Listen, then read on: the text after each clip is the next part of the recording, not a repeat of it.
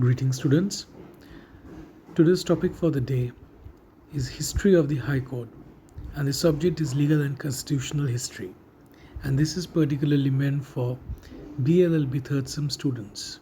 Hi, this is Satyaki Chakravarti from Indraprastha Law College, Greater Noida. So, first of all, let us see what the Indian High Court Act 1861 is all about. The achievements of the Indian High Courts Act 1861 is landmark in the history of the judicial institution of India. And this was passed, or rather this act was passed in the year 1861. The Indian High Courts Act 1861 was passed by the British Parliament. The act empowered Her Majesty to create and establish by later patent High Court of Judicatures at Calcutta, Madras और बॉम्बे. सो हम लोग ये देखते हैं कि the Indian high court act 1861 को पास होता है और ये एम्पावर करता है मैजेस्टी को कि वो 3 जगह पे 3 हाई कोर्ट इस्टेब्लिश कर सके. एक है कलकत्ता, दूसरा है मद्रास, तीसरा बॉम्बे. द जजेस were to hold office during her majesty's pleasure. यहाँ पे जब हम मैजेस्टी की बात कर रहे हैं, हम क्वीन की बात कर रहे हैं. We are talking about the British parliament और the British royalty. On the establishment of High Court, the Supreme Court and Sadar courts were abolished. So, before the existence of High Court or before 1861, पहले Supreme Court और Sadar Court होते थे. तो 1861 में जब ये High Court form हुआ और इस्टेब्लिश हुआ, तब Supreme Court और Sadar Court को abolish किया गया. Now, let us take a peek at the composition, power and the functions of the High Court. Each High Court was to consist of a Chief Justice and other judges, right, not exceeding 15. At least 1/3 of the judges were to be barristers of not less than 5 years standing. Each of the High Courts exercised civil, criminal admiralty, testamentary, matrimonial, original and appellate jurisdiction. Each High Court was to exercise all the jurisdiction, be it power of the authorities which were vested in the Supreme and the Sadar Adalat Court.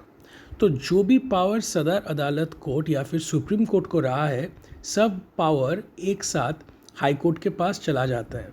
तो जो भी power सदर अदालत या supreme court enjoy करते थे, that was later vested upon the high court itself. Each high court might provide by framing rules for the exercise of original and appellate jurisdiction vested in it. तो high court एक law को, एक rule को frame करता है, जो rule या law safeguard करेगा to exercise original and appellate jurisdiction को. Each high court was to have superintendence over all the courts, subject to its appellate jurisdiction, and had power to call for returns. It was also to have power of frame and issue general rules for regulating the practice and proceedings of such courts. So High Court did enjoy as a superintendent position or the apex court who had the power over all the other lower courts underneath it, be it appellate jurisdiction or original jurisdiction. It also has the power of frame and issue general rules for regulating the practice and the procedures of the other courts too. Since High Court being the apex court, then all the lower courts underneath it were bound to follow the rules and regulations framed by the High Court itself. The Calcutta High Court was established in 1862 and then the Madras and the Bombay. Now let us look at the merits and the reformations that was brought about by the High Court Act 1861. The Indian High Court Act was a great measure marking the reforming spirit to improve the administration of justice and law in India. Of course, what we tend to see with the passage of such law, High Court was formed in 3 of the important cities of the country itself, and so it was a very effective machinery in bringing a huge dynamic change in the domains of administration of justice and law in India itself. And it was a huge step towards the improvement in the judicial field of then India. Secondly, it fused the two rival institutions, namely the Supreme and the Sadar Adalat courts, and created a single supervisory high court to exercise original and appellate jurisdiction over matters arising in the presidency. तो ये हम लोग पहले ही discuss कर चुके हैं. पहले supreme court और सदार अदालत होता था, और हाई कोर्ट आने के बाद ये जो दो राइवल इंस्टीट्यूशन होते थे जिनमें इतना क्लैशेस होता था, जिनके लिए जुडिशियल सिस्टम में थोड़ा बहुत कन्फ्लिक्ट्स होता था, इनको मर्ज किया गया और ये हाई कोर्ट के अंडर आ गए. तो दो कोर्ट के बाद एक कोर्ट बनता है, that is a single supervisory high court, क्योंकि दो मर्ज किया जाता है. और सबके पास जो पावर होता था, the power that was vested in the hands of supreme and the Sadar Adalat, all came under the purview of the High Court itself. So High Court enjoyed the original and appellate jurisdiction of the matters arising in the presidency itself. Thirdly, this act made it possible to unite the legal training of the English lawyers with the company's court intimate knowledge of the custom, usage, habits and the laws of the natives.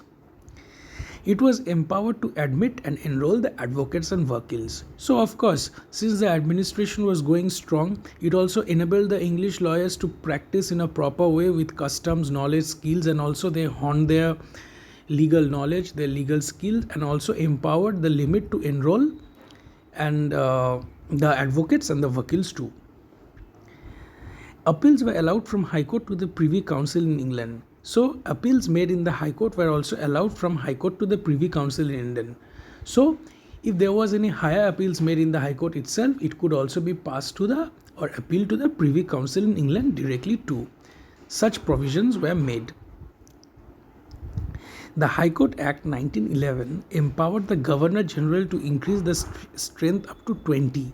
In 1935, under the Government of India Act, a federal court was established with jurisdiction to entertain appeals from these high courts. So, further we see this passage of high courts did lay a monumental ground where the establishment of high court was led, but in the later years in 1911 and in 1935 under the Government Indian Act of Federal Court, what we tend to see is that appeals were also entertained in the high courts itself. So, with further years, certain developments have occurred, certain improvements have occurred in the domains of the judicial ground in India itself, though it has occurred under the British governance, but still, slowly and steadily, we see the development of a proper functioning judicial machinery being led in the judicial or